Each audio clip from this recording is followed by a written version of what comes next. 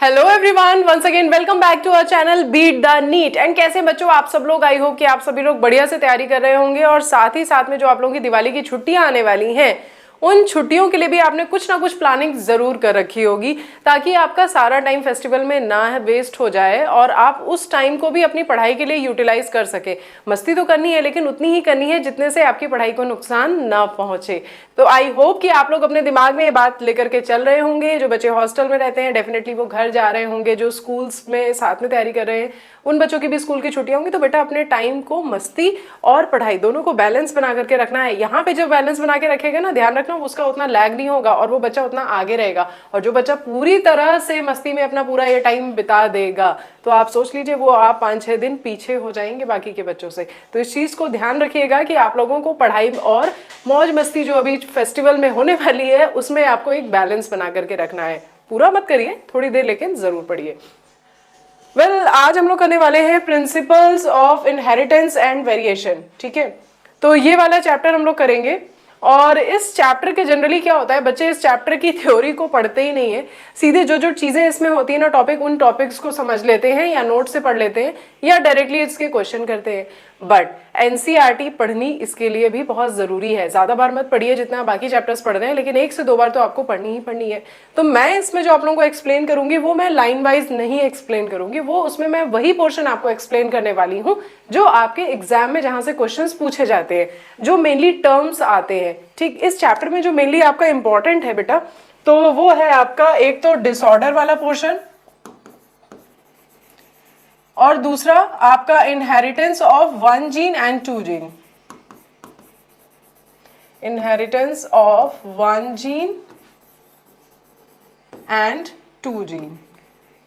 जो mainly questions आते हैं ना वो आपके यहीं से आते हैं एंड आपके अराउंड इस चैप्टर से 4 से 5 क्वेश्चंस बन जाते हैं। ठीक है, तो इसलिए इसको हम इग्नोर नहीं कर सकते हैं। और इस पूरी यूनिट से आपको देखने को मिल जाएंगे 12-13 से क्वेश्चन, यानी कि जेनेटिक्स वाली जो पूरी यूनिट है आपकी, प्रिंसिपल वाला ये chapter, molecular basis of inheritance और साथ में इसके बाद में जो इवोल्यूशन वाला चैप्टर है, इन तीनों को अगर मिला दें तो आपको 12 से 13 क्वेश्चन डेफिनेटली देखने को मिलेंगे पेपर में। तो काफी इंपॉर्टेंट है, क्योंकि अगर आप ये समझेंगे ना ये चैप्टर और मॉलिक्यूलर बेसिस ऑफ इनहेरिटेंस, ठीक है, उसके बाद ही जब आपको मैं बायोटेक वाले चैप्टर्स एक्सप्लेन करूंगी तो कुछ चीजें हैं जो वो आपको तभी समझ में आएंगी। ठीक है, तो ध्यान से समझना है, बहुत ज्यादा इलैबोरेटिव वे में हम खुद ही नहीं पढ़ेंगे इसको। जो जो मेन टर्म्स हैं, जो जो मेन लाइंस है वो मैं आपको अंडरलाइन करा दूंगी, जो मेन चीजें हैं वो मैं आपको बता दूंगी। तो चलिए शुरू करते हैं। पहला पैराग्राफ है आपका, Have you ever wondered why an elephant always gives birth only to a baby elephant and not some other animal? और why a mango seeds form from only a mango plant? यानी कि elephant सिर्फ अपने elephant के ही बच्चे को जन्म दे रहा है।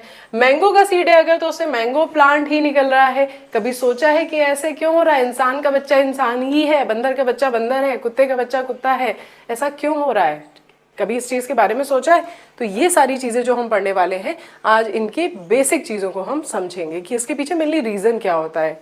Given that they do all the offsprings identical to their parents, यानी कि जो ऑफस्प्रिंग्स हैं आइडेंटिकल टू देयर पेरेंट्स, एकदम सेम है अपने पेरेंट्स के। क्या क्या बिल्कुल सेम होती हैं? एग्जैक्ट कॉपी होती है? नहीं, एग्जैक्ट कॉपी नहीं होती है, क्योंकि यहाँ पे इन्वॉल्व होता है बेटा आपका सेक्सुअल रिप्रोडक्शन। और जहां पे भी सेक्सुअल रिप्रोडक्शन इन्वॉल्व होगा वहां पे आएगा वेरिएशन। यानी कि दिखेंगे तो इंसान का बच्चा इंसान होगा, हाथी का बच्चा हाथी होगा, लेकिन एग्जैक्ट कॉपी नहीं होगा, उसमें कुछ ना कुछ वेरिएशन होगा।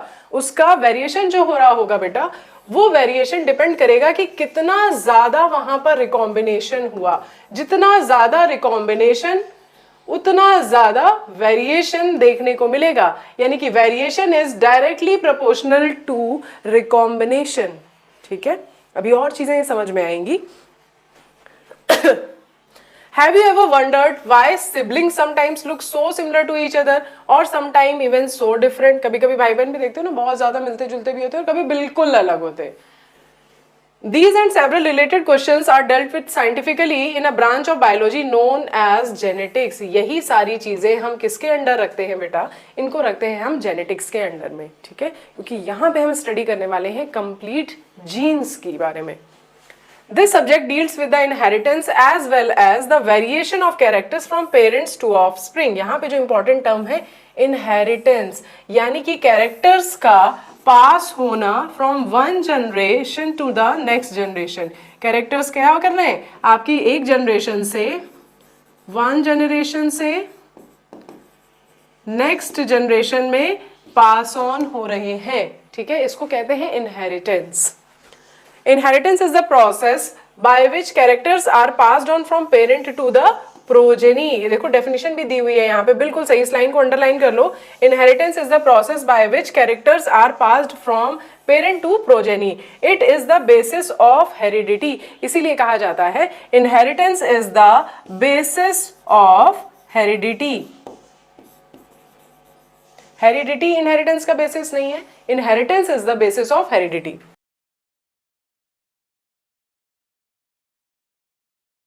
अब यहाँ पे मैं आप लोगों को बता रही हूँ कुछ जो आपके इंपॉर्टेंट फादर्स हैं यहाँ पे, वो आप लिख लीजिए। यहाँ पे मैं लिख देती हूँ,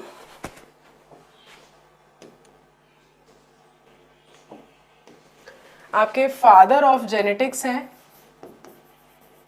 फादर ऑफ जेनेटिक्स, बुक में ही नोट कर लीजिए इसको, मेंडल, ठीक है। दूसरे हो गए आपके जेनेटिक्स, टर्म किसने दिया था, टर्म गिवन बाय बेटसन, ठीक। एक और चीज है आपका फादर ऑफ,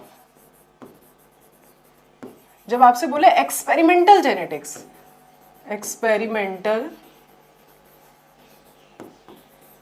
जेनेटिक्स, तो वो है हमारे Morgan,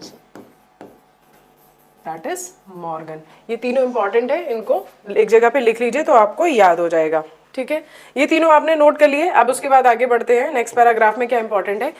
Humans knew from very as early of 8000 to 1000 BC that one of the causes of the variation was hidden in the sexual reproduction। देखो ये बात मैंने आपको अभी बताई थी ना, वेरिएशन होता है किस वजह से, सेक्सुअल रिप्रोडक्शन के लिए। कैसे होता है, देखो पेरेंट्स में आपके पास में हो गए male parent and female parent, ठीक है। जब क्रॉस हुआ और उसके बाद में मेल के पास में कुछ अलग कैरेक्टरिस्टिक्स है एंड फीमेल के पास में कुछ अलग है, एंड उनका जब कॉम्बिनेशन है वो आपको प्रोजेनी में देखने को मिल रहा है, जो कि एक्चुअली मेन वेरिएशन का कॉज होता है। अगर ए सेक्सुअल रिप्रोडक्शन हो रहा है, ठीक है, तो ए सेक्सुअल रिप्रोडक्शन में तो सिर्फ एक ही पेरेंट इन्वॉल्व है, तो यानी कि जो भी कैरेक्टरिस्टिक्स उस पेरेंट के पास में मौजूद है, जो भी जीन उसके पास में मौजूद है, वो उन्हीं को डबल करेगा, ठीक, और उसके बाद में वही वो नेक्स्ट प्रोजेनी में ट्रांसफर कर देगा। तो वहां पे क्या आपको वेरिएशन मिलेगा, नहीं मिलेगा। इन केस अगर आपको वहां पर वेरिएशन मिलता है तो उसका रीजन होगा म्यूटेशन, ठीक, जो कि बहुत ही रेयरली ऐसा आपको देखने का मिलेगा।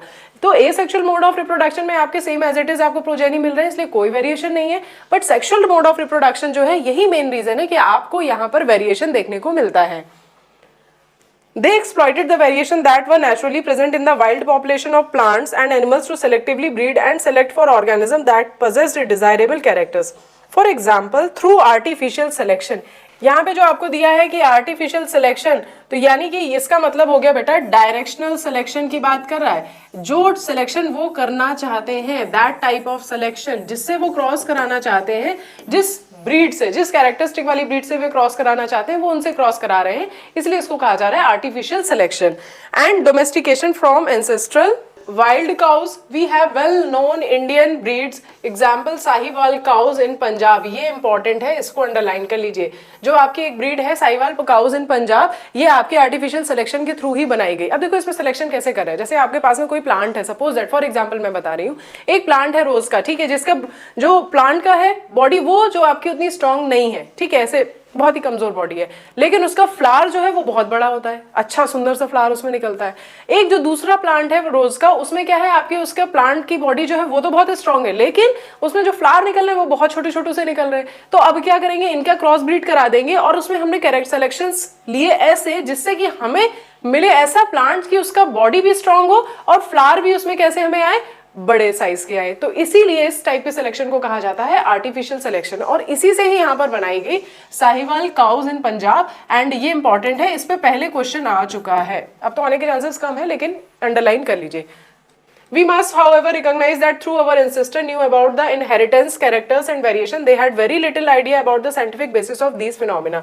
इसमें कुछ इंपॉर्टेंट नहीं है, आगे बढ़ते हैं, इस पे बाद में आएंगे। पहले यहाँ पे देखिए मेंडल्स के लॉज ऑफ इनहेरिटेंस, ठीक। मेंडल जो थे, इन्होंने यही फर्स्ट थे जिन्होंने इनहेरिटेंस के लॉज दिए और इन्होंने मेनली जो प्लांट चूज किया वो पी प्लांट चूज किया। क्यों पी प्लांट को सेलेक्ट किया? एक तो इस प्लांट को जो है हैंडलिंग जो है बहुत सिंपल होती है, आराम से इसको हैंडल किया जा सकता है। दूसरा, एक ही प्लांट में आपको जो है बाइसेक्सुअल फ्लावर मिल रहे हैं, यानी कि मेल भी मिल रहा है और फीमेल भी मिल रहा है। हालांकि ये इसमें मैस्कुलेशन करते हैं और उसके बाद में फिर ये अपने अकॉर्डिंगली क्रॉस ब्रीड कराते हैं, बट फिर भी यहाँ पे इनको दोनों ही फ्लावर में मौजूद है। तीसरी चीज यहाँ पे है कि इनको एक ही प्लांट में नंबर ऑफ कैरेक्टर्स मिल जाते हैं, बहुत सारे ट्रेट्स मिल जाते हैं। अभी बताऊंगी मैं कैरेक्टर और ट्रेट्स में क्या डिफरेंस होता है, ये भी बताऊंगी। तो ये सारी चीजें इनको एक सिंपल से पी प्लांट में मिल जा रही हैं, तो इसलिए इन्होंने पी प्लांट को चूज किया, यानी कि पाइसम सटाइवम। उसका साइंटिफिक नेम क्या है? Pisum sativum.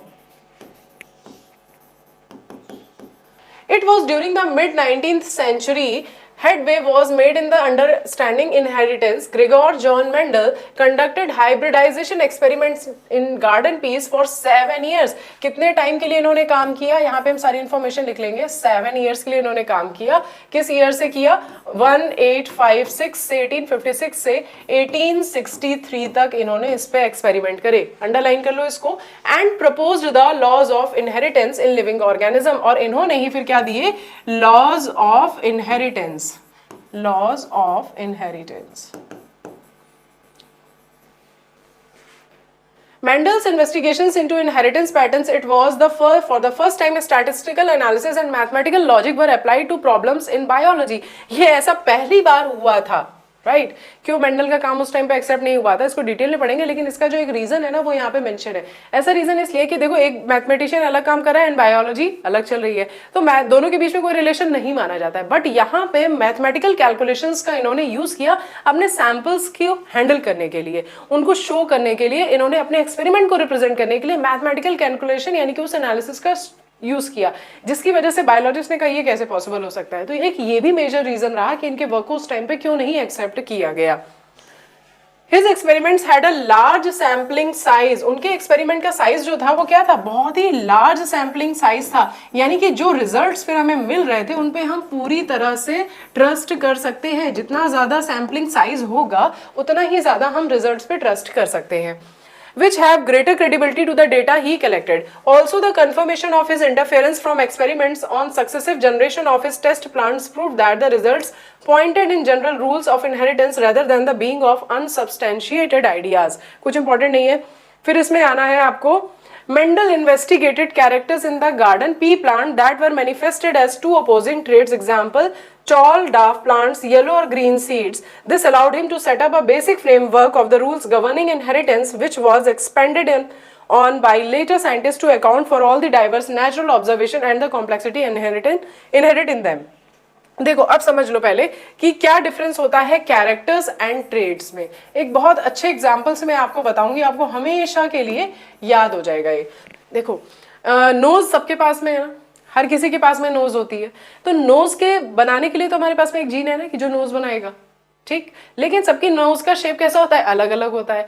किसी की बड़ी ही सुंदर सी पॉइंटेड इस टाइप की नोज होती है, राइट? किसी की ऐसी होती है एकदम नोक वाली, किसी की ऐसी चौड़ी सी नाक होती है। किसकी कैसी नाक है मुझे कमेंट सेक्शन में बताना, राइट? तो हर किसी के नोज का शेप अलग है, यानी कि ये सब तो डिफरेंट क्या हो गए?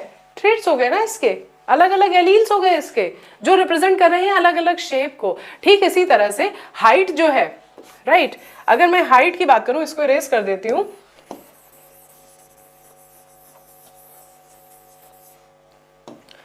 अगर मैं हाइट की बात करूं तो हाइट तो देखो सबके पास है ना, तो हाइट क्या है? एक आपका कैरेक्टर है, यानी कि हाइट कैरेक्टर है, लेकिन हर किसी की हाइट अलग है। मेरी हाइट जो है वो 5 फीट 7 इंचेस है, राइट? एंड दूसरा कोई है उसकी 5 फीट 1 इंचेस है, कोई 4 फीट का है, कोई 3.5 फीट का है, ठीक है, कोई 6 फीट का है, कोई 6-11 का है। तो सबकी हाइट्स कैसी है? अलग अलग है। तो ये इसके डिफरेंट क्या हो गए? एलील्स हो गए ना, राइट? ठीक उसी तरह से जैसे कलर हो गया, तो कोई गोरा है, कोई काला है, कोई सांवला है, ठीक है, तो ये सब क्या है? उसके डिफरेंट ट्रेड्स हो गए। ठीक इसी तरह से इन्होंने जो प्लांट्स लिया, मैं आपको दिखाती हूँ उसके सारे एग्जाम्पल। इन्होंने जो 7 कैरेक्टर्स लिए थे, ये देखो यहाँ पे इन्होंने कैरेक्टर जो है आपका वो क्या है? सीड शेप है, लेकिन उस शेप के 2 ट्रेड्स इन्होंने लिए। कौन से? एक लिया राउंड, दूसरा लिया रिंकल्ड। एक राउंड पूरा आएगा, दूसरा कैसा होगा? रिंकल्ड होगा। देन आफ्टर नेक्स्ट ट्रेड क्या लिया इन्होंने? Seed colour. ठीक, इसमें एक तो येलो हो गया, दूसरा कैसा कलर हो गया? ग्रीन। तो ये क्या हो गए? ट्रेड हो गए, ठीक। फिर उसके बाद इन्होंने लिया फ्लावर कलर, तो एक फ्लावर इनको मिला वायलेट एंड दूसरा मिल गया व्हाइट। तो ये क्या है, इसके डिफरेंट ट्रेट हो गए। फ्लावर कलर एक कैरेक्टर है, लेकिन ये इनके ट्रेट हो गए। फिर पॉड शेप इन्होंने लिया, एक फुल हो गया, एक कॉन्स्ट्रिक्टेड हो गया। इसी तरह इन्होंने पॉड का कलर लिया, एक पॉड इनको ग्रीन मिल रहा है, दूसरा पॉड इनको कैसा मिल रहा है, येलो कलर का मिल रहा है। फिर देखो फ्लावर की पोजीशन, यानी कि फ्लावर जो है वो आपका या तो एक्सियल मिल जाएगा, ठीक, ये देखिए, या फिर टर्मिनल मिलेगा, एक एंड पे ही है, करेक्ट। तो ये इसका ट्रेट हो गया। फ्लावर पोजीशन एक कैरेक्टर है, ठीक। इसी तरह से ये देखो स्टेम हाइट, जो सबसे ज्यादा क्रॉस अभी हम देखेंगे, स्टेम हाइट में देखो एक प्लांट इनको मिला टॉल, दूसरा प्लांट इनको कैसा मिला, डार्फ मिला, यानी कि दूसरा प्लांट कैसा है, छोटा। तो हाइट एक कैरेक्टर हो गया, लेकिन टॉल एंड डार्फ ट्रेट हो गया। आ गई बात समझ में। अब आई थिंक आप लोग कभी नहीं भूलेंगे कि कैरेक्टर और ट्रेट में क्या डिफरेंस होता है। आगे बढ़े। Mendel conducted such artificial pollination, cross pollination experiments using several true breeding pea lines. True breeding से यहाँ पे क्या मतलब है बेटा, ट्रू ब्रीडिंग का मतलब है कि जो भी वो पेरेंट यूज कर रहे हैं वो कोई भी हेट्रोजाइगस नहीं है। अभी हेट्रोजाइगस होमोजाइगस मैं बताऊंगी, यानी कि अगर वो टॉल है तो उसमें दोनों ही एलील उसके कैसे हैं, वो टॉल ही प्रेजेंट होंगे, ठीक है। अगर वो डार्फ है तो उसमें दोनों ही ऐसे होंगे, राइट। तो ये क्या होगा, ट्रू ब्रीडिंग लाइन होगी, करेक्ट। आगे बढ़ते हैं। A true breeding line is one that having undergone continuous self pollination. और ट्रू ब्रीडिंग लाइन हमें किससे मिलती है, जब लगातार हम सेल्फ पॉलिनेशन करे जा रहे तो हमें क्या मिलेगा, तो हमें ट्रू ब्रीडिंग लाइंस मिलेंगी। Shows that the stable trait inheritance and expression of several generation. Mendel selected 14 true breeding pea plant varieties as a pair which were similar aspect for one character with contrasting trait. यानी कि characters कितने हैं बेटा जी, characters हैं आपके यहाँ पर 7, लेकिन ट्रेड्स कितने हो गए, एक कैरेक्टर में उन्होंने 2 ट्रेड्स लिए तो ट्रेड्स हो गए हमारे पास में 14। Some of the contrasting traits selected were smooth or wrinkled seeds, yellow or green seeds, inflated or constricted green, yellow pods and tall and dwarf plants। कुछ एग्जाम्पल इन्होंने बता दिए, ठीक है। आ गई बात यहां तक समझ में। अब आगे देखते हैं ये टेबल याद रखना, ये इंपॉर्टेंट है। इंपॉर्टेंट मतलब ये एग्जाम में ऐसा टेबल नहीं पूछेगा, लेकिन इनको अगर आप याद रखेंगे तो आपको पता होगा कौन सा डोमिनेंट है कौन सा रेसेसिव है, ठीक है। स्टेम हाइट, ठीक है, ये आपका कंट्रास्टिंग ट्रेट इसमें जो लिए टॉल एंड डार्फ, ठीक। देन आफ्टर फ्लावर कलर इन्होंने लिया violet and white. Flower position axial and terminal, वही जो भी हमने डायग्राम देखे थे ना उसी का ही ये टेबल है। Pod shape inflated and constricted, pod colour green yellow. Seed shape round and wrinkled, seed colour हो गया येलो एंड ग्रीन, ठीक है। इसमें देखो यहाँ पर आपका डोमिनेंट शो कर रहा है, इस टेबल में नहीं शो कर रहा है, लेकिन आपका यहाँ पे शो कर रहा है। ये देखो यहाँ पे ये आपके डोमिनेंट ट्रेट दिखा रहा है एंड यहाँ पे आपके रेसेसिव दिखा रहा है। तो round, yellow, violet, full, green, axial and tall, ये सब क्या हो गए आपके डोमिनेंट ट्रेट हो गए। इसकी जगह wrinkled, green, white, constricted, yellow, terminal, dwarf, ये हो गए आपके recessive trait. Inheritance of one gene, inheritance of one gene यानी कि यहाँ पर एक जीन के इनहेरिटेंस की बात की जा रही है, इंपॉर्टेंट है, ठीक है। और इसके लॉस भी हम देखेंगे, तो इंपॉर्टेंट मार्क कर लो इसको। तो चलो थोड़ा सा पढ़ते हैं, फिर डायग्राम देखते हैं, फिर मैं आपको क्रॉस बताती हूँ। Let us take the example of one such hybridization experiment carried out by Mendel where he crossed tall and dwarf plants to study the inheritance of one gene। किसका इन्होंने क्रॉस कराया, tall and dwarf pea plant to study the inheritance of one gene. जो underline मैं करी उतना ही underline कर लीजिए, उससे ज्यादा नहीं आएगा कहीं, ठीक। He collected the seed produced as a result of this cross and grew them generate plants of the first hybrid generation. This generation is also called the filial one progeny or the F1। Mendel observed that all the F1 progeny plants were tall like one in the parents। चलो जो ये लिखी है कहानी ना उसको मैं आपको बताती हूँ, मुझे भी पढ़ने में बहुत जोर आ रहा है इसको। देखो ये पहले तो ये फ्लावर कैसा है आपका, बाइसेक्सुअल फ्लावर है, इसको लिख लो वहीं पर, ठीक है। कार्पेल भी दिख रहा है आपको, स्टेमन भी दिख रहा है। तो इन्होंने पहले क्या किया, देखो एक फ्लावर में इन्होंने इमैस्कुलेशन कर दिया बेटा। इमैस्कुलेशन क्या होता है, that is the removal of anther, removal of anther, ठीक है। दूसरा पेरेंट लिया इन्होंने, इनको क्रॉस कराना था, इसमें तो इन्होंने क्रॉस करा करके दिखा रहे हैं आपको अलग कलर वाले फ्लावर में, ठीक है। इन्होंने ये क्रॉस कराया एंड इसके बाद इन्होंने इसके पोलन यहाँ पे ट्रांसफर करा दिए और इनको ये प्रोजेनीज मिल गई, ठीक है। बेसिकली यहाँ पे जो क्रॉस की बात कर रहा है वो देखो, एक पेरेंट इन्होंने लिया टॉल, में एक स्लाइड लेती हूँ, ठीक। यहाँ पे देखो इन्होंने क्या किया, इन्होंने एक पेरेंट लिए टॉल, ठीक है। सबसे पहले यहाँ पे लिख लीजिए पेरेंट्स टॉल, एंड दूसरे पेरेंट इन्होंने लिए डार्फ, एंड ये ट्रू ब्रीडिंग लिए, ठीक है, दोनों एलील जो है इनके वो सेम है, राइट। अब इसमें सबसे पहले क्या होगा, गैमीट्स बनेंगे। तो गैमीट्स बनाएंगे, कैसे बनाएंगे, ये देखिए एक टी ये अलग हो गया, दूसरा टी ये भी अलग हो गया। यहाँ पे जब गैमीट्स बनेंगे तो क्या होगा, एक टी ये अलग हो गया एंड इसके बाद ये अलग हो गया। अब इनका क्रॉस जब होगा तो कैसे होगा बेटा, प्यूनेट स्क्वायर बना दूं छोटा सा। ये एक साइंटिस्ट थे, इन्होंने इस क्रॉस को इजी रखने के लिए देखो प्यूनेट स्क्वायर दिया, कैपिटल टी यहाँ लिख दिया, स्मॉल टी यहाँ लिख दिया। यहाँ पे हमने इनको क्रॉस कराया, इन दोनों का क्रॉस हुआ तो ये आया, इन दोनों का क्रॉस हुआ तो ये आया, इनका क्रॉस हुआ तो ये आया, इनका क्रॉस हुआ तो ये आया। ये है हमें जो मिली, that is the F1 generation you are getting, जिसको क्या कहा गया, फीलियल वन जनरेशन, ठीक है। इसका शॉर्ट फॉर्म हम लिखते हैं F1 जनरेशन। तो ये सारे प्लांट कैसे हैं, टॉल। टॉल क्यों है, क्योंकि यहाँ पे जो कैपिटल टी ट्रेट जो है that is the dominant. Dominant क्या होता है बेटा, जो अपने आप को एक्सप्रेस कर ले जाए F1 जनरेशन में, यानी कि जिसकी प्रेजेंस में जो दूसरा जीन है वो अपने आप को एक्सप्रेस नहीं कर पा रहा है, तो that trait is the dominant trait. तो यहाँ पे जो आपका टॉल वाला ट्रेट है वो डोमिनेंट ट्रेट है। डोमिनेंट यहाँ पे क्या है, कैपिटल टी, एंड जो रेसेसिव है वो है आपका स्मॉल टी, ठीक। तो यानी कि जब ये प्रेजेंट होगा एक, तो ये अपने आप को एक्सप्रेस नहीं कर पाएगा। और यहाँ पे आप देख सकते हैं चारों प्रोजेनीज जो बन रही हैं उन चारों में ही ये प्रेजेंट है। तो यानी कि यहाँ पे जो आपको मिलेंगे सारे प्लांट्स, उनका रेशियो कैसा होगा, जीनोटिपिक रेशियो जो होगा वो आपका 1:1:1:1 होगा, एंड फिनोटिपिक रेशियो यानी कि जो वो दिखने में कैसे हैं वो सारे कैसे होंगे, टॉल होंगे, ठीक। आगे इसमें देखो, F2 जनरेशन के लिए जब इनमें सेल्फिंग कराई जाती है, that is the F2 generation. तो इसमें हमने जो प्रोजेनीज हमें मिले थे F1 जनरेशन में, हमने उनके बीच में सेल्फिंग कराई, ठीक, यही प्रोजेनीज मिले थे। तो सबसे पहले अब हम क्या करेंगे, यहां पे हमने बनाया गैमीट्स।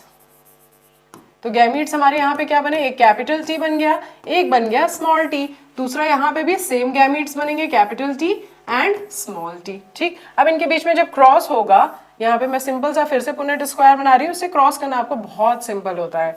यहाँ पे लिख दिया कैपिटल टी, यहाँ पे लिख दिया small T, capital T small T, इन दोनों को क्रॉस कराया, capital T capital T, capital T small T, capital T small T, small T small T. अब देखो यहाँ पे आपको ये कैसा मिल रहा है, कैपिटल टी, यानी कि एक प्रोजेनी आपका कैसा है, जीनोटिपिक रेशियो हम पहले लिखेंगे, ठीक है, जीनोटिपिक रेशियो मतलब उनका जेनेटिक कॉम्बिनेशन क्या है, पहले हम ये देखेंगे, फिर उसके बाद में दिख कैसे रहे हैं उसका रेशियो हम अलग लिखेंगे।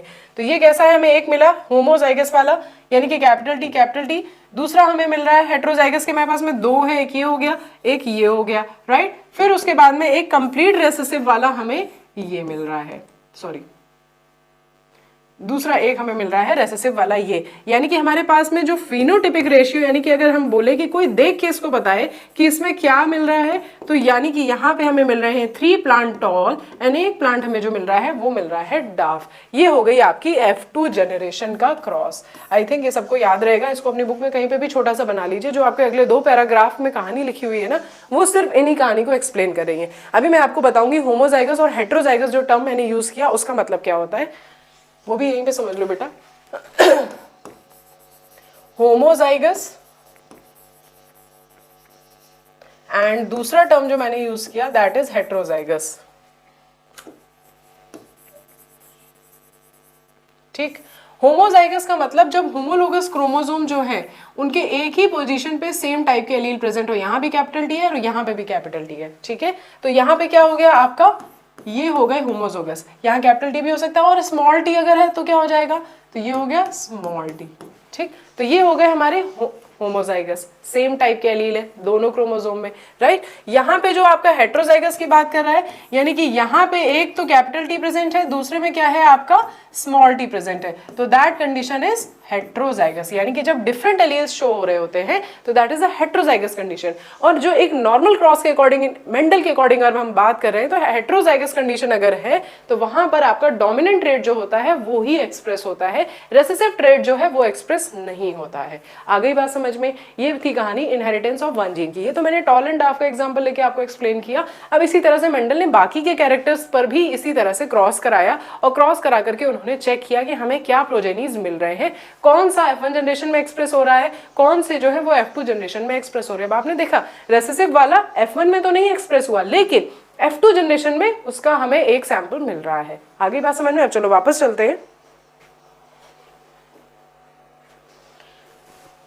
यही कहानी आपकी यहाँ पर लिखी हुई है पूरी कि Mendel observe that the F1 progeny plants like the one its parents none were dwarf and made similar observation of their pairs of traits. He found that the F1 always resembled either one of the parents and the trait of the other parents was not seen in them. यानी कि F1 generation में जो progeny मिल रहे हैं उसमें जो progeny है वो हमेशा अपने एक पेरेंट को पूरी तरह से दिख रहे होते हैं कि उनके जैसे हैं। अब देख के तो आप नहीं बता सकते ना कि ये हेट्रोजाइगस है कि ये होमोजाइगस है, ठीक? इसके लिए कौन से क्रॉस करते हैं अभी आगे पढ़ेंगे, लेकिन ऐसे तो आप जनरली देख के नहीं बता सकते ना। फिनोटाइप में आपको दे दो, बताओ ये रेड कलर का फ्लावर है, अब इस रेड कलर के फ्लावर में मुझे बताओ कि कैपिटल आर है यानी होमोजाइगस कंडीशन का है या इस हेट्रोजाइगस का है। इसको भी निकालने का तरीका है, लेकिन अभी यहाँ तक में नहीं है, इसको अभी हम आगे पढ़ेंगे। आगे मूव करें। पेन का कलर करते हैं चेंज। ये अब ये जो कहानी लिखी है ना, ये पूरी यही कहानी है जो मैंने आपको बताई है। देखो 1/4 of the F2 plants while 3/4 of the F2 plants were toll. दिख गया ना, 3/4 आपको मिल गए, यानी कि टोटल थे आपके 4, उसमें से 3 आपके हो गए टॉल एंड एक प्लांट जो आपको मिला, सॉरी एक प्लांट जो आपको मिला बच्चा जी वो मिला आपको डाफ। ठीक है, यही लिखा है, इसमें कुछ पढ़ने की जरूरत नहीं है। देखो मैंने बताया ना, similar results were obtain with the other traits that he studies. 3:1 यहाँ पे इनको मिला।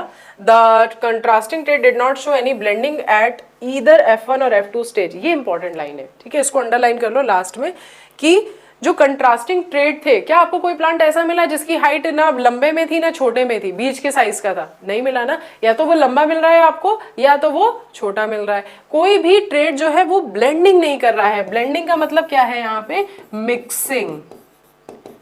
ट्रेड्स की कोई मिक्सिंग यहाँ पर नहीं हो रही है, उन दोनों को मिला करके कोई एक नया नहीं बन रहा है। ठीक है, आगे बढ़ते हैं। ये जो क्रॉस मैंने आपको बताया था, ये देखिए वही क्रॉस है यहाँ पे, टॉल डाफ। टॉल मिल गए सारे सेल्फिंग कराने पे। F2 जनरेशन में आपको 3 मिल गए टॉल एंड 1 मिल गया डाफ। ठीक है, एक चीज रह गई ना, अच्छा होमोजाइगस हेट्रोजाइगस हो गया, डोमिनेंट रेसेसिव हो गया, जीनोटाइप भी लिख लो एक जगह पे बुक में। वैसे सबको पता होगा, लेकिन फिर भी जिनको नहीं पता है मैं सबके हिसाब से क्योंकि पढ़ा रही हूँ। जीनोटाइप मतलब आप उसका जेनेटिक कॉम्बिनेशन देख रहे हो, उसमें क्या एलील्स प्रेजेंट है उसको स्टडी कर रहे हैं। फिनोटाइप का मतलब क्या है? जो हमें आंखों से दिख रहा है, सफेद है, लाल है, लंबा है, छोटा है, कैसा है, ये चीजें जो हम देख रहे हैं दैट इज द फिनोटाइप। तो जेनेटिक कॉम्बिनेशन जो हम देख रहे हैं वो हो गया हमारा under the genotype, and phenotype में आ रहा है दैट इज जो विजिबल हो रहा है हमें, जो हमें दिख रहा है कि ये प्लांट हमारा टॉल है या ये फ्लावर हमारा वाइट है, वायलेट है, कैसा है, उस पे बेसिस पे।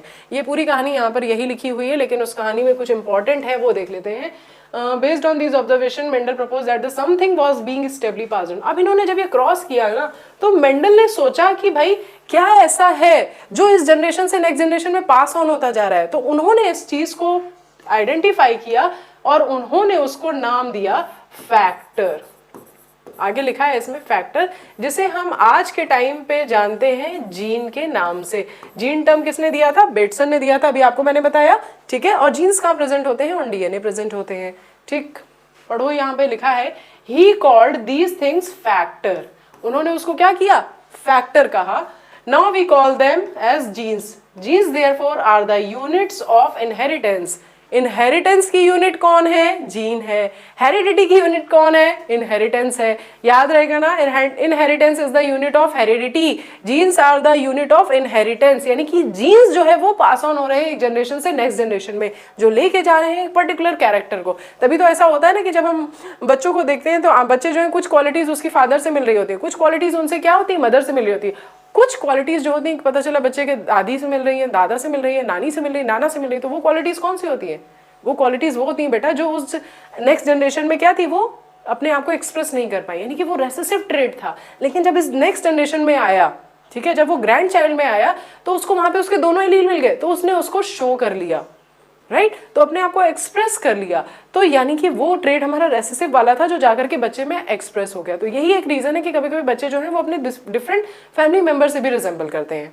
दे कंटेन, ये लाइन अंडरलाइन कर लिया आपने। इसके बाद में यहाँ पे देखो, genes which code for a pair of contrasting traits are known as alleles.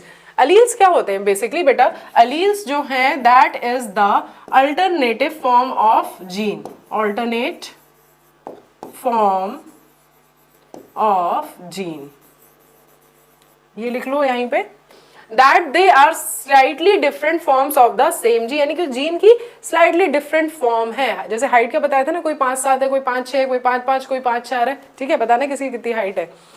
If we use alphabetical symbols for each gene, then the capital letter is used for the trait expressed at the F1 stage and the small alphabet for the other trait. For example, in case of, ठीक है, कहानी कुछ नहीं important है, कह रहा है कि जो डोमिनेंट वाला है, जो एक्सप्रेस हो रहा है F1 जनरेशन में, वो डोमिनेंट वाला है, उसको हमने क्या लिखा था? कैपिटल टी लिखा था। और जो दूसरा होता है हमारा, जो नहीं एक्सप्रेस हो पा रहा है, जो F2 जनरेशन में जाकर के एक्सप्रेस हो रहा है, वो होता है हमारा रेसेसिव वाला, उसको हम लिखते हैं स्मॉल केस में। आगे बढ़ते हैं, इसमें कुछ भी इंपॉर्टेंट नहीं है। देखो यहाँ पे दे दिया है इन्होंने, capital T small, capital T, capital T, small T, small T, small T. अब यहाँ पे दिया है होमोजाइगस, मैंने आप लोगों को पहले ही बता दिया ना, होमोजाइगस यानी कि सेम टाइप ऑफ एलील। क्या हो जाएगा homozygous? Capital T, small T, ठीक है। एंड हेट्रोजाइगस आपके क्या हो गए बेटा? डिफरेंट, यानी कि एक्सप्रेस तो टॉल हो रहे होंगे, लेकिन वो कॉम्बिनेशन जो होगा उनका, जेनेटिक कॉम्बिनेशन, वो कैसा होगा? वो इस तरह से होगा, हाइब्रिड। टॉल एंड डाफ ये हो गया। अब इसके बाद में देखो यहाँ पे डोमिनेंट एंड रेसेसिव, जो F1 में एक्सप्रेस हो रहा है वो डोमिनेंट, जो नहीं हो पा रहा है वो रेसेसिव हो गया। इसमें नीचे एक लाइन इंपॉर्टेंट है, ये अंडरलाइन कर लो, alleles can be similar in the case of homozygotes T and small T और can be dissimilar in the case of heterozygote. ठीक है, समझ गए हो, मुझे पता है, लेकिन फिर भी अंडरलाइन कर लो। अब इसके बाद में ये क्रॉस वही क्रॉस है जो हमने अभी भी पढ़ा था। ये देखो यहाँ पे फिनोटिपिक रेशियो दे रखा है जो दिखाई देता है आंखों से, एंड जीनोटिपिक रेशियो दे रखा है यहाँ पे। तो जीनोटिपिक रेशियो आपको यहाँ पे लिख देती हूँ, क्या मिल रहा है? कैपिटल टी के ये मिले, 2 मिले आपको हेट्रोजाइगस वाले, एंड एक आपको मिला रेसेसिव वाला। ठीक है, ये है हमारा genotypic ratio. And phenotypic ratio यानी कि 3 टॉल 1 डाफ। यहाँ पे भी कुछ नहीं है। मोनोहाइब्रिड क्रॉस, जब एक कैरेक्टर को क्रॉस हो रहा हो, ठीक है, मतलब एक कैरेक्टर के ट्रेड्स के बीच में लिए हम क्रॉस करा रहे हो, तो that is a monohybrid cross. जब 2 के लिए कराते हैं तो that is a dihybrid cross. जब 3 के लिए कराते हैं that is a trihybrid cross. ठीक है, तो यहाँ पे आपका ये कौन सा क्रॉस था? आपका मोनोहाइब्रिड क्रॉस था, इसको अंडरलाइन कर लो। एंड ये हेट्रोजाइगस, ठीक है, पुनेट स्क्वायर को देख लो एक बार। पुनेट स्क्वायर किन्होंने दिया था? ये ब्रिटिश साइंटिस्ट थे। It was developed by a British scientist Reginald C. Punnett. It is a graphical presentation to calculate the probability of all possible genotypes of offspring in a genetic cross. इन्होंने ही ये Punnett square दिया था। ठीक है, ये यहाँ पे ये लाइन अंडरलाइन कर लो, और इसमें कुछ भी इंपॉर्टेंट नहीं है। आगे बढ़ जाते हैं। थोड़ा सा मिसप्रिंट है, लेकिन इसमें भी कुछ इंपॉर्टेंट ऐसा नहीं है। The Punnett square shows the parental tall and dwarf male gametes produced by them. ठीक है, इधर भी कुछ भी इंपॉर्टेंट नहीं है। ठीक, इस पैराग्राफ में भी कुछ भी इंपॉर्टेंट नहीं है, थोड़ा सा मिसप्रिंट है, इग्नोर करो, कुछ जरूरी नहीं था यहाँ पे। आगे देखते हैं क्या है यहाँ पे। ठीक है, यहाँ पे 2 इंपॉर्टेंट चीजें आएंगी। एक तो आएगा बेटा आपका बैक क्रॉस, कहाँ लिखा है, कहाँ लिखा है, कहाँ है? टेस्ट क्रॉस, तो ये लिखा है। ठीक है, तो मैं आपको दोनों बता देती हूँ, बैक क्रॉस क्या होता है एंड टेस्ट क्रॉस क्या होता है। जो 12th वाले बच्चे हैं ना, उनके लिए काफी ज्यादा इंपॉर्टेंट है। बैक क्रॉस होता है आपका क्रॉस ऑफ, नोट कर लो इसको, cross of F1 individuals from any of parent that is known as the back cross. ठीक, लेकिन जो टेस्ट क्रॉस होता है वो अलग होता है, उसके पीछे रीजन भी होता है, जो भी मैंने पहले बताया था उसका रीजन अभी मैं बताऊंगी। यानी कि अगर बैक क्रॉस के लिए बात कर रहे हैं तो वो होता है आपका, अगर आपका F1 प्रोजेनी क्या बन के आए थे, ये आए थे, तो इसका क्रॉस चाहे तो मैं इससे करा दूं या मैं इन रेसेसिव वाले से करा दूं, यानी कि टॉल से भी करा सकते हैं या डार्फ से भी करा सकते हैं, तो that is the back cross. लेकिन टेस्ट क्रॉस में क्या होता है, test cross that is the cross of F1 individuals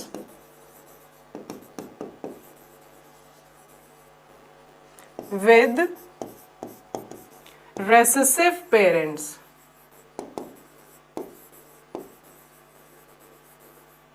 ठीक है, यानी कि मैंने आपको भी बताया था ना कि अगर मैं आपको एक रोज दे रही हूँ जो रेड कलर का है, मैं बोलूँ बताओ बेटा ये कैसा है, ये होमोजाइगस है या हेट्रोजाइगस है, जब हमें ये पता ना लगाना हो कि ये कैसा है, इसका जेनेटिक कॉम्बिनेशन कैसा है, इसका जीनोटाइप क्या है, हमें ये नहीं पता चल रहा कि ये होमोजाइगस केस का है या हेट्रोजाइगस केस का है, तब उस केस में हम क्या करते हैं, टेस्ट क्रॉस। क्योंकि टेस्ट क्रॉस करने से ज्यादा इंपॉर्टेंट है कि क्यों कर रहे हैं। So why test cross, that is the to identify the genotype of given sample।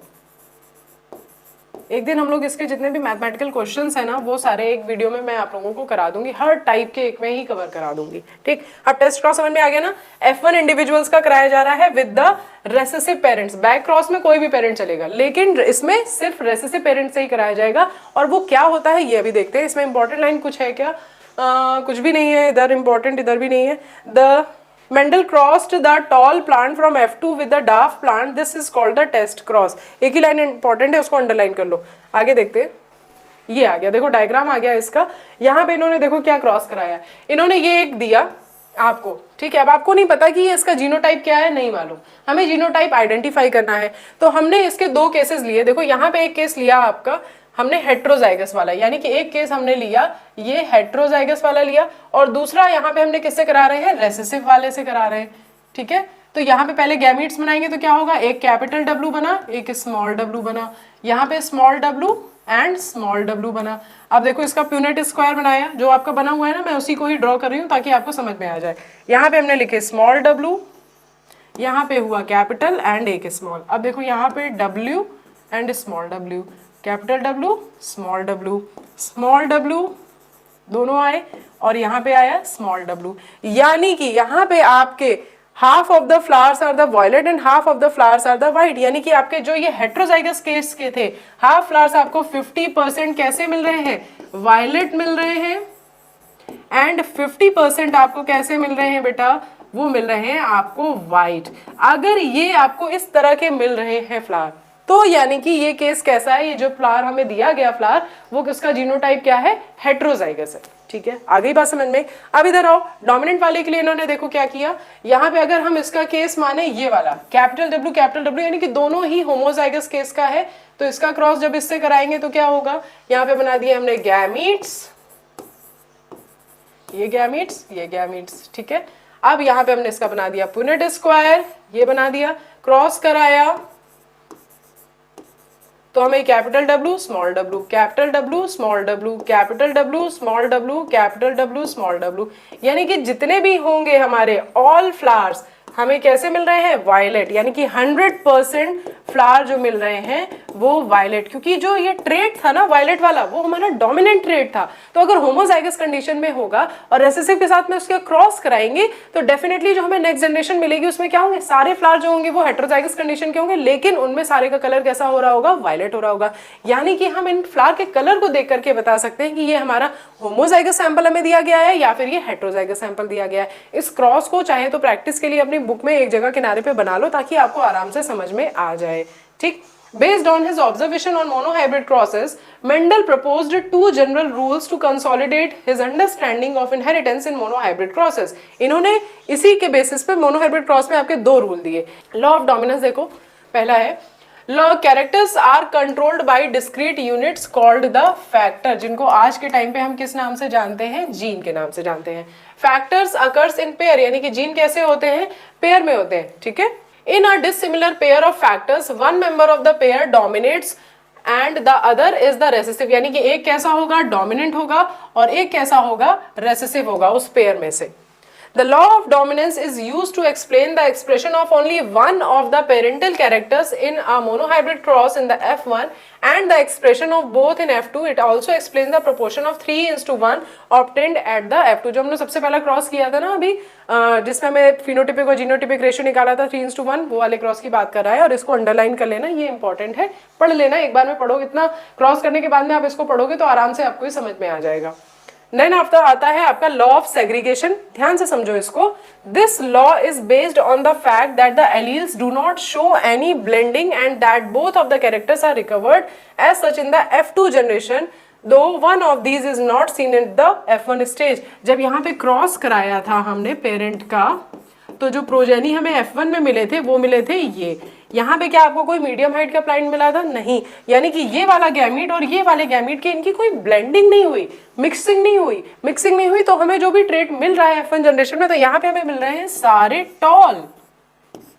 लेकिन जब यहीं पे हमने इनके बीच में सेल्फिंग कराई गई, यहाँ क्या कोई हमें डाफ मिला था? नहीं मिला था। लेकिन जब हमने इनमें सेल्फिंग कराई तो हमें रेसेसिव वाला ट्रेट भी देखने को मिला, यानी कि टॉल प्लांट्स भी हमें मिले वहां पर और डाफ वाले भी मिले, यानी कि दोनों जो एक्सप्रेस नहीं हो रहा था F1 जनरेशन में, F2 जनरेशन में वो भी एक्सप्रेस हुआ। करेक्ट? तो यही बता रहा है आपका लॉ ऑफ सेग्रीगेशन की कोई भी मिक्सिंग नहीं हो रही है, कोई भी ब्लेंडिंग नहीं हो रही है ट्रेड्स की, वो अपने आप को आराम से एक्सप्रेस कर रहे हैं। F1 जनरेशन में नहीं हो रहे हैं, लेकिन F2 जनरेशन में जो है वो रेसेसिव वाला भी अपने आप को एक्सप्रेस कर रहा है। Though the parents contain two alleles during gamete formation, the factors alleles pair segregate. ये ऊपर की जो 3 लाइन है वो तो अंडरलाइन कर ली ना। From each other such that a gamete receives only one of the two factors. Of course, a homozygous parent produces all gametes are similar, while a heterozygous one produces two kinds of gametes, each having one allele with equal proportion. ठीक है, इसमें ऊपर की 3 लाइनें important है, बाकी तो समझने वाला है। आगे बढ़ो भाई। हाँ, अब आता है बात इनकम्प्लीट डोमिनेंस के बारे में। इनकम्प्लीट डोमिनेंस यानी कि हमें नाम से ही पता चल रहा है कि जो डोमिनेंट है, राइट, उसको कायदे से F1 में खुद को रिप्रेजेंट करना चाहिए, लेकिन जो दूसरा उसका साथ वाला है उसकी प्रेजेंस में वो अपने आप को एक्सप्रेस नहीं कर पा रहा है, और वो दोनों जब साथ में प्रेजेंट है तो वो एक नया ही ट्रेट शो कर रहे हैं। अकेले तो वो कुछ और शो कर रहा है, डोमिनेंट, रेसेसिव वाला अकेले कुछ और शो कर रहा है, लेकिन जब वो दोनों हेटेरोजाइगस केस में है तो वो क्या कर रहे हैं, कुछ डिफरेंट शो कर रहे हैं। ठीक है, उसका एग्जाम्पल यहाँ पे दिया हुआ है, थोड़ा सा पहले पढ़ लेते हैं इसको। When experiments on peas were repeated using other traits, other plants, it was found sometimes F1 had a phenotype, underline करो इसे, F1 had a phenotype that did not resemble either of the two parents and was in between the two, यानी कि उनको कुछ phenotype ऐसे मिले जो resemble नहीं कर रहे थे दोनों parent में, ठीक है, और वो दोनों के बीच के कुछ कैरेक्टर को शो कर रहे थे। The inheritance of flower color in the dog flower, जिसको snapdragon या फिर Antirrhinum species का होता है, is a good example to understand incomplete dominance. इतना ही इंपॉर्टेंट है, इसका एग्जाम्पल याद रखना। ठीक है, बाकी जो कहानी दी हुई है ना वो हम अभी पढ़ेंगे। Explanation of the concept of dominance में है, व्हाट एग्जैक्टली द डोमिनेंस क्या होता है इसके बारे में बताया है। Why are some alleles dominant and some recessive. ठीक है, to tackle these questions we must understand what a gene does. Every gene, as you know by now, contains the information to express a particular trait. हर एक gene के पास में किसी एक trait को express करने की इंफॉर्मेशन होती है। यानी कि उस पर्टिकुलर ट्रेट के लिए जो प्रोटीन जरूरी होगा वो बना रहा होगा। ठीक है, in a diploid organism there are 2 copies of each gene. Diploid organism में क्या होगा, हर एक जीन की कितनी कॉपीज होंगी, 2 कॉपी होंगी।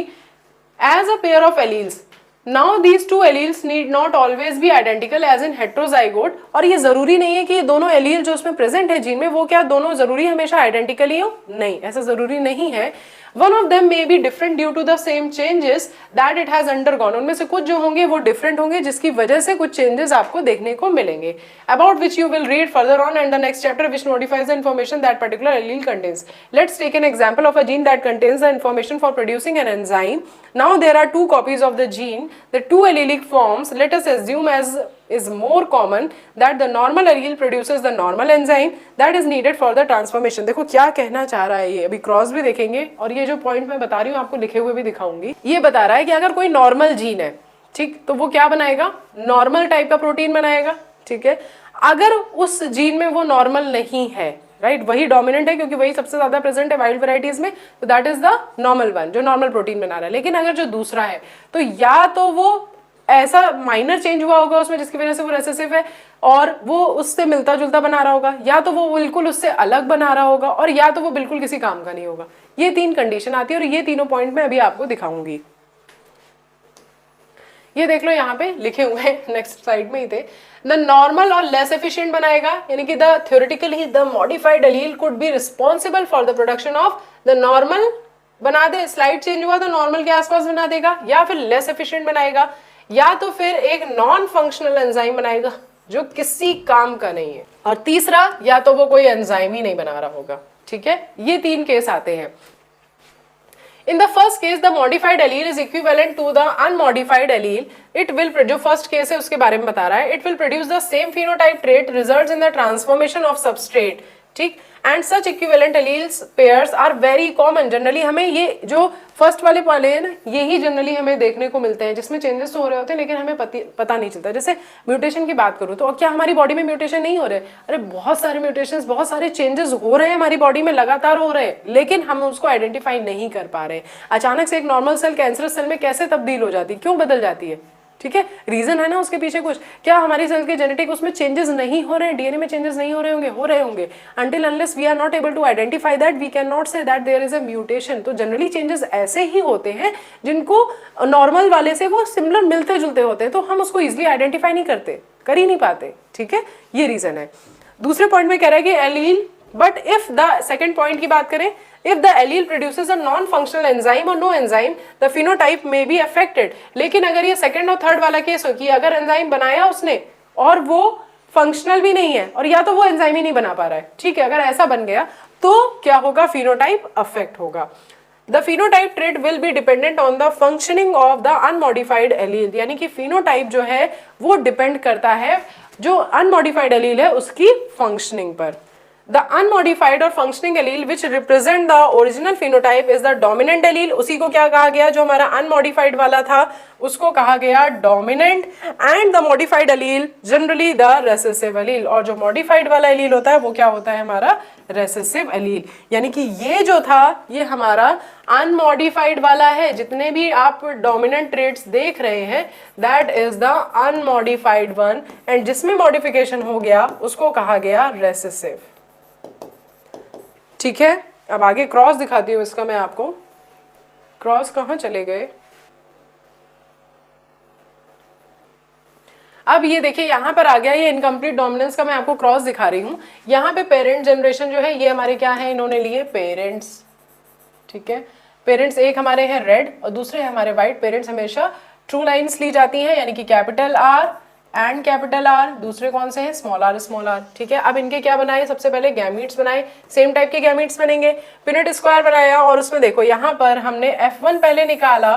ठीक है, वो भी पिनेट स्क्वायर से निकाला. आपके सारे प्रोजेनीज कैसे मिले, इस तरह के मिले, जो कि कायदे से तो एज पर मेंडल लॉ क्या शो करना चाहिए, इनको रेड कलर शो करना चाहिए, लेकिन ये शो कर रहे हैं आपका पिंक कलर. यानी कि रेड और व्हाइट के बीच का एक नया कलर पिंक कलर शो कर रहे हैं हेट्रोजाइगस कंडीशन में. अब इन्होंने देखा इसको फर्दर और क्रॉस कराया, यानी कि F1 प्रोजेनीज के बीच में इन्होंने क्रॉस कराया. F2 जनरेशन जो मिली उसमें यहाँ पे देखो आपके गैमीट्स इन्होंने बनाए, capital R small are, capital R small r. अब इन्होंने जब क्रॉस कराया तो इनको जो रेशियो मिला उसमें आपको एक मिला रेड, 2 मिले पिंक एंड एक मिला व्हाइट. ये कौन सा रेशियो है, ये हम देख पा रहे हैं ना, तो that is the phenotypic ratio. ठीक है, तो ये इनको मिला 1:2:1, यानी कि एक रेड मिल गया, एक व्हाइट मिल गया और 2 मिल गए पिंक.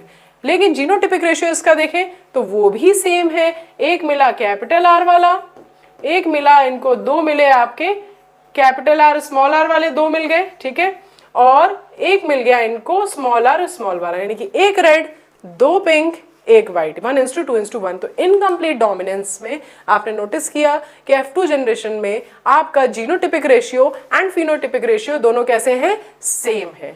आ गई बात समझ में? आई होप कि इनकम्प्लीट डोमिनेंस अब आपको क्लियर हो गया होगा। आगे बढ़ते हैं और बढ़ते हैं हम को डोमिनेंस की तरफ। को डोमिनेंस यानी कि यहाँ पे बात हो रही है साथ साथ में डोमिनेंस की, ठीक है। यानी कि एक ए है एक बी है, ए कुछ और शो करता है, बी कुछ और शो करता है, लेकिन ए और बी जब साथ में होते हैं तो वो कुछ और शो करते हैं, ठीक है। मिलता जुलता है लेकिन बिल्कुल देखना अभी आपको लगेगा कि अलग है, ठीक है। अब आगे हम लोग आ गए हैं को डोमिनेंस में, इसमें थोड़ा सा देखते हैं। Till now we were discussing crosses where the F1 resembled either of the two parents dominant or was in between the incomplete dominance। अभी तक हमने देखा कि जो F1 जनरेशन में प्रोजेनी मिल रही थी या तो वो डोमिनेंस को शो कर रहे थे या फिर वो इनकम्प्लीट डोमिनेंस में थे। But in the case of codominance the F1 generation resembles both parents. Underline करो। A good example is different types of red blood cells that determine ABO blood grouping in human beings। जो humans में होता है blood group system, वो आपका codominance show करता है और मल्टीपल एलील का एग्जाम्पल भी वो शो करता है, ठीक है। तो यहाँ पे मैं आपको सीधे टेबल दिखाती हूँ, उससे आपको आसानी से समझ में आ जाएगा। इसमें इंपॉर्टेंट लाइन जो अंडरलाइन करनी थी वो ये थी, एक और है ये भी अंडरलाइन कर लो। ABO blood groups are controlled by the gene I. किस जीन से कंट्रोल किया जाता है? जीन आई के through. And the plasma membrane of the red blood cells have sugar polymers that protrude from its surface and the kind of sugar is controlled by the gene. The gene आई है has 3 allele. कितने allele होते हैं इसके? 3 allele होते हैं इस आई gene के। कौन कौन से? एक होता है आई ए, एक होता है आई बी और तीसरा होता है आपका ये रेसेसिव वाला, ठीक है।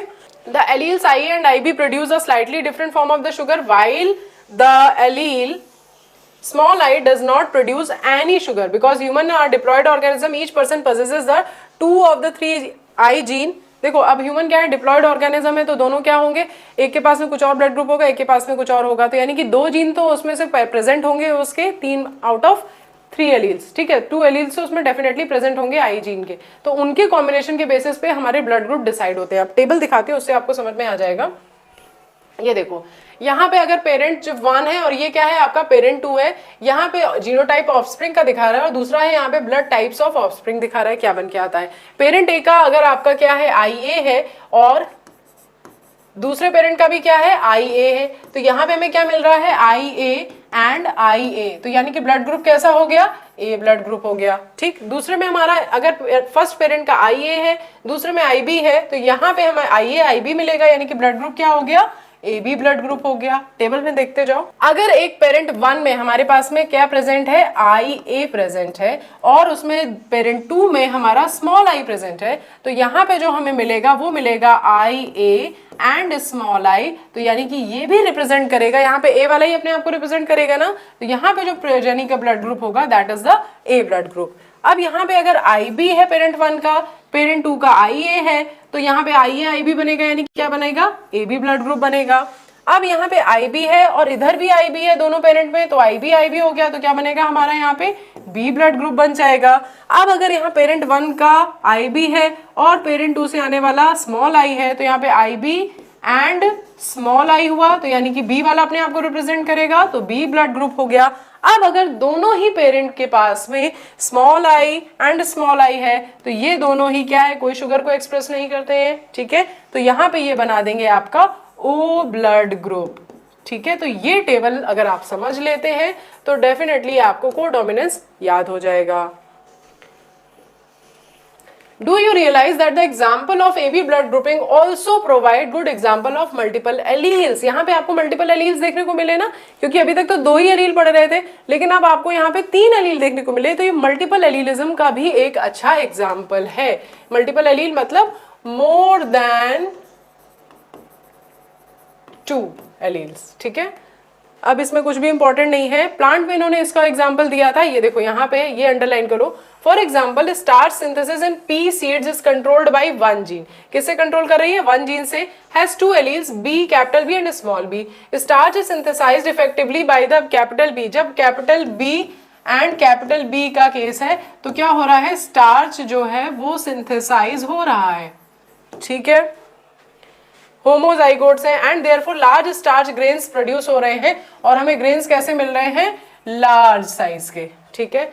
And in contrast, if small b have lesser efficiency of the starch grain synthesis and produce smaller starch grains, और जब हमें मिल रहा है small b तो स्मॉलर मिल रहे हैं, जो ग्रेन्स मिल रहे हैं उनका साइज कैसा है, स्मॉलर है। After maturation of the capital BB seeds are round and the BB seeds are the wrinkled, heterozygous produce seeds and B seems to be the dominant allele but the starch grain produced are the intermediate size। लेकिन अगर ये combination मिलता है आपका तो यहाँ पे जो स्टार्च ग्रेन का साइज मिलेगा that is the intermediate size, ठीक है। So if a starch grain size is considered as the phenotype then form of the angle the allele shows the incomplete dominance। यानी कि यहाँ पे ये क्या शो कर रहे हैं, incomplete डोमिनेंस को शो कर रहे हैं। आगे बात समझ में बेटा जी। Therefore dominance is not an autonomous feature, यानी कि डोमिनेंस जो है वो एक ऑटोनोमस फीचर नहीं है किसी जीन का, और the product that it has information for, या जो इन्फॉर्मेशन हमारे पास में प्रोडक्ट की है उसके बेसिस पे हम ये नहीं कह सकते कि डोमिनेंट है रेसेसिव है। It depends as much as the gene product and the production of particular phenotype from this product and it does on the particular phenotype। ठीक है, कुछ इंपॉर्टेंट है, आगे बढ़ते। अब आता है inheritance of two gene. Inheritance of two gene, यहाँ पे अभी तक हम लोगों ने क्या पढ़ा था, मोनोहाइब्रिड पढ़ा था। मोनोहाइब्रिड क्रॉस में हमने देख लिया था सिंगल जीन के बारे में बात करें। अब बात कर रहे हैं यहाँ पे दो के बारे में। देखो एक हो गया कैपिटल आर, दूसरा हो गया capital R and capital Y, दूसरा ले लिया हमने small r, small y. Different लग रहे हैं ना दोनों। F1 जनरेशन यहाँ दिखाती हूँ, फिर उसके बाद में वो दूसरा वाला आपको मैं बनाकर अलग दिखाऊंगी बोर्ड पे, ठीक है। अब यहाँ पे सबसे पहले ये हमने क्या लिए, पेरेंट्स। समझते जाओ, बनाते चलो साथ में, तो एक बार प्रैक्टिस हो जाएगी तो अच्छे से समझ में आएगा। अब यहाँ पे हमने बनाए गैमीट्स, ठीक है। तो गैमीट्स में यहाँ पे बना हमारा एक ही टाइप के गैमीट्स बनेंगे ना, capital R and capital Y, दोनों का एक एक ले लिया। यहाँ पे भी जो गैमीट्स बनेंगे वो सेम टाइप के बनेंगे, कैपिटल आर स्मॉल वाई हो गया। इन दोनों का क्रॉस कराया गया। जो F1 जनरेशन हमको मिलती है बेटा जी, वो F1 जनरेशन में मिलता है कैपिटल आर और दूसरा क्या है, small are, capital Y and small y, ठीक है। ये हो गया हमारा F1 जनरेशन, यानी कि कैपिटल आर वाला अपना ट्रेट प्रेजेंट करेगा और कैपिटल वाई वाला करेगा। पढ़ो यहाँ पे क्या लिखा है, genotypic symbols Y is the dominant yellow seed colour and small y is the green seed colour, यानी कि हमें कैसा मिल रहा है, capital Y is for the yellow, small y is for the green. तो ये कैसा है बेटा जी, येलो हो गया। दूसरा क्या कह रहा है, round and wrinkled. Capital R जो हमारा वो शो कर रहा होगा राउंड, एंड जो स्मॉल आर है वो हमारा कैसा शो कर रहा होगा, रिंकल्ड शो कर रहा होगा, ठीक है। तो यानी कि यहाँ पे लिख देती हूँ capital are is the round, तो यहाँ पे क्या है, राउंड एंड येलो सीड मिल रहे हैं हमें, ठीक है। और स्मॉल आर कैसा है हमारा, रिंकल्ड। आई बात समझ में। ये F1 जनरेशन हमने निकाली। अब बोर्ड पे देखते हैं और F2 जनरेशन निकालती हूँ, उसके बाद आपको ये क्रॉस आराम से समझ में आ जाएगा। कहाँ हो बोर्ड, ये आ गया बोर्ड, आगे बढ़ो बोर्ड, ठीक है। अब देखिए सेल्फिंग करा रहे हैं हम किसके बीच में, capital R, capital Y, small Y. दिख रहा है क्या, चेंज करते हैं, अंडू अंडू अंडू अंडू अंडू अंडू, हम वाइड लेते हैं, ठीक है। Capital R, small are, capital Y, small Y, यही तो बना था F1 में ना, capital R, small are, capital Y, small Y. इन दोनों के बीच में कराना है क्रॉस, और हम इसकी बनाएंगे सबसे पहले गैमीट्स। अब देखो चार टाइप के है ना, अलग अलग है चारों, तो गैमीट्स हमारे बनेंगे चार तरह के। तो क्या हो जाएगा, एक बार इसके साथ, एक बार इसके साथ, तो capital R, capital Y, capital R, small y. देख लो, जो बच्चों को नहीं आता है ना वो गैमीट बनाना सीख लो। स्मॉल आर एक बार जाएगा कैपिटल वाई से, स्मॉल आर जाएगा एक बार स्मॉल वाई के साथ में, तो ये बन गए इसके गैमीट्स। और सेम ही गैमीट्स हमारे पास में इसके भी बन के आएंगे, that is the capital R, यहाँ लिख देती हूँ capital R, capital Y, capital R, small y, small are, capital Y, small r, small y, ठीक है। यही चारों गैमीट आएंगे। अब बनाते हैं प्यूनेट स्क्वायर। ये हुआ, ये हुआ, ये हुआ, ये हुआ।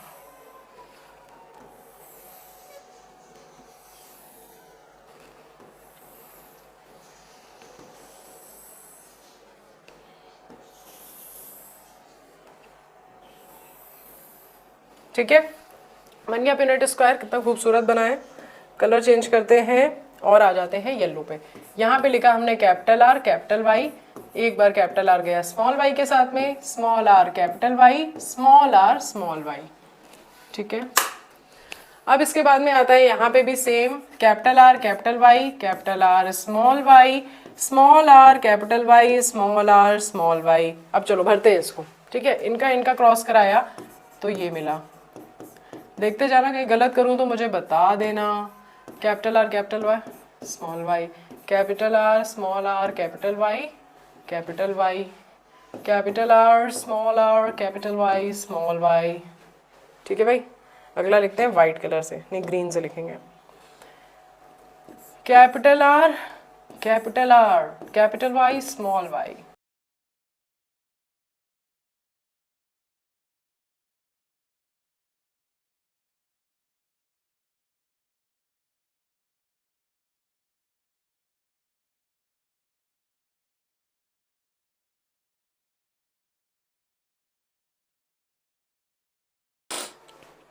बन गए सारे। चलो अब इसमें हम लिख देते हैं कि कौन कैसा दिख रहा है। मैं एक एक लेटर लिखूंगी इसका, ठीक है। ये हो गया हमारा राउंड एंड येलो, ठीक है, समझ जाना। ये वाला भी कैसा हो गया हमारा, राउंड एंड येलो। ये कैसा हो गया, राउंड एंड येलो। ये कैसा हो गया, राउंड एंड येलो। ये कैसा हो गया, राउंड येलो। ये वाला हो गया राउंड एंड ग्रीन। ये हो गया हमारा राउंड एंड येलो। ये हो गया हमारा राउंड एंड ग्रीन। ये वाला हो गया हमारा राउंड एंड येलो। ये भी हो गया हमारा राउंड एंड येलो। ये हो गया हमारा रिंकल्ड एंड येलो। ये हो गया हमारा रिंकल्ड एंड येलो। एंड ये हो गया हमारा राउंड एंड येलो। ये हो गया हमारा राउंड एंड ग्रीन। और ये वाला हो गया हमारा रिंकल्ड एंड येलो। और ये हो गया हमारा रिंकल्ड एंड ग्रीन। अब चलो देखते हैं कि कितना हमारा इसमें फिनोटिपिक रेशियो आता है। फिनोटिपिक रेशियो निकालते हैं पहले। तो राउंड येलो वाले हमारे कितने आए, राउंड एंड येलो, ये हो गया 1 2 3 4 5 6 7 8 और ये हो गए 9। कितने आए हमारे पास, 9, ठीक है। अब इसके बाद लिखते हैं राउंड एंड ग्रीन, हमारे पास कितने आए, ठीक है। राउंड एंड ग्रीन को कट करेंगे हम रेड कलर से।